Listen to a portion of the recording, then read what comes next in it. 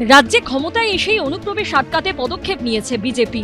সীমান্তে কাঁটাতার বসাতে বিএসএফকে জমি হস্তান্তর শুরু হয়ে গেছে।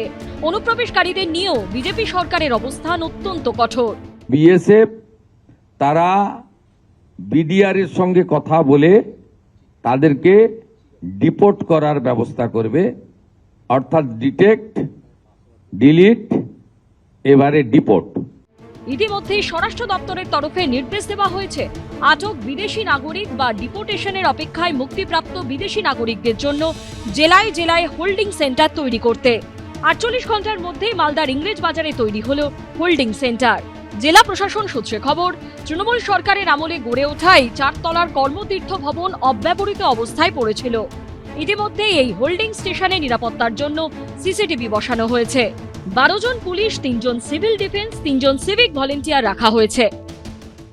যারা হচ্ছে যে অ্যাকচুয়ালি পশ্চিমবঙ্গের ব্যক্তি বা আমাদের ভারতীয় নাগরিক নয়, এরকম যে সমস্ত ব্যক্তি আছেন, তাদের তো অবশ্যই হচ্ছে পশ্চিমবাংলা থেকে বা ভারতবর্ষ থেকে, আমাদের দেশ থেকে, তাদের নিজেদের দেশে এখান থেকে তাদের ব্যবসা করতে হবে।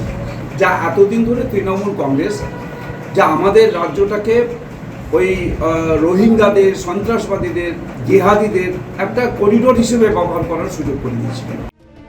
রবিবার রাতে গাজল থানার পান্ডুয়া এলাকা থেকে মোট 9 জন বাংলাদেশিকে আটক করে এই হোল্ডিং সেন্টারে রাখা হয়েছে।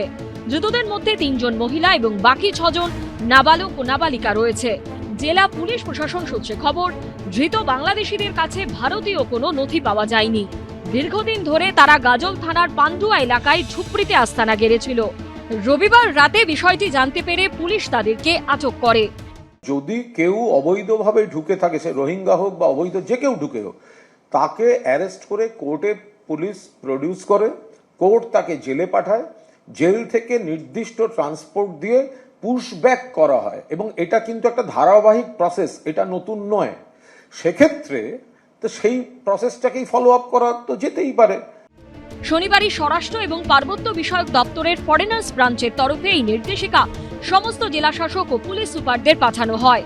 কেন্দ্রীয় স্বরাষ্ট্র মন্ত্রকের 2রা মে চিঠির উল্লেখ করে নির্দেশিকায় বলা হয়, ভারতে অবৈধভাবে বসবাস করার জন্য ধৃত বাংলাদেশি অথবা রোহিঙ্গাদের নিজের দেশে ফেরত পাঠানোর প্রক্রিয়া সম্পর্কে চিঠিতে নির্দেশ দেওয়া হয়েছে। স্বরাষ্ট্র মন্ত্রকের নির্দেশিকা অনুযায়ী ধৃত বিদেশি নাগরিক এবং ডিপোর্টেশনের অপেক্ষায় থাকা মুক্তিপ্রাপ্ত বিদেশি বন্দীদের জন্য জেলায় জেলায় হোল্ডিং সেন্টার তৈরি করতে হবে। সেই জন্য প্রয়োজনীয় উদ্যোগ ও উপযুক্ত ব্যবস্থা গ্রহণ করা হোক। তারপরে ইংরেজ বাজারের কাজীগ্রাম গ্রাম পঞ্চায়েতের বাগবাড়ি এলাকায় তৃণমূল আমলে তৈরি হওয়া এই কর্মতীর্থে হোল্ডিং সেন্টার তৈরি করা হয়। মালদা জেলা প্রশাসন সূত্রে খবর, ধৃতদের আইন মাফিক পুশব্যাক করতে ইতিমধ্যেই বিএসএফ এর সঙ্গে কথা বলা হয়েছে। অভিজিৎ চৌধুরী ও সত্যজিৎ বৈদ্যের রিপোর্ট, এবিপি আনন্দ। এবিপি আনন্দ, এগিয়ে থাকে, এগিয়ে রাখে।